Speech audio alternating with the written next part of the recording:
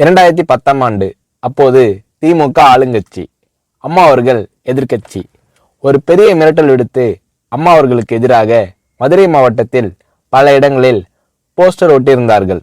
அந்த போஸ்டரில் அம்மா அவர்கள் மதுரைக்கு வந்தால் திரும்பி செல்ல மாட்டார், மதுரைக்கு அம்மா அவர்கள் வரக்கூடாது என்று மதுரை மாவட்டத்தில் பல இடங்களில் அந்த போஸ்டரை ஒட்டி பெரிய மிரட்டல் எல்லாம் கொடுத்தார்கள். அதேபோல் ஜெயா டிவிக்கும் மிரட்டல் தொலைபேசிகள், மிரட்டல் கடிதங்கள் வந்து கொண்டிருந்தது.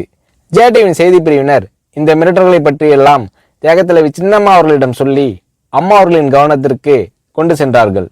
அம்மா அவர்கள் துணிச்சல், வீரம், கம்பீரம் இவற்றின் ஒட்டுமொத்த உருவம்.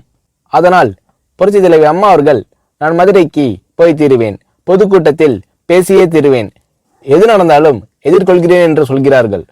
ஒரு கட்டத்தில் ஜெயா டிவிக்கு மிரட்டல் எப்படி வருகிறது என்றால், ஜெயா டிவியின் அலுவலகத்தை வெடிகுண்டு வைத்து தகர்ப்போம், அம்மா அவர்கள் மதுரைக்கு வந்தால் ஜெயா டிவியை ஒழிப்போம், இப்படியெல்லாம் நிறைய மிரட்டல்கள் தொலைபேசியின் வாயிலாகவும் கடிதத்தின் வாயிலாகவும் வந்து கொண்டிருக்கிறது.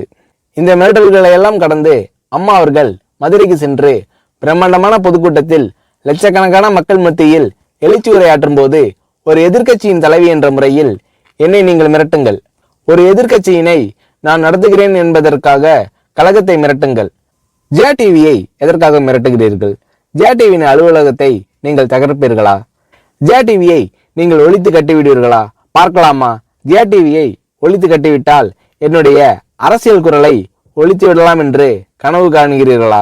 ஜெயா டிவி என் உயிருக்கும் மேலானது, நான் என்னுடைய உயிரை விட அதிகமாக நேசிப்பது, என்னுடைய அரசியல் கரமாக நான் போற்றி புகழ்வது, அதன் மேல் நீங்கள் கை வைப்பீர்களா, பார்க்கலாமா என்று எழுச்சி உரையாற்றினார் புரட்சி தலைவி அம்மா அவர்கள்.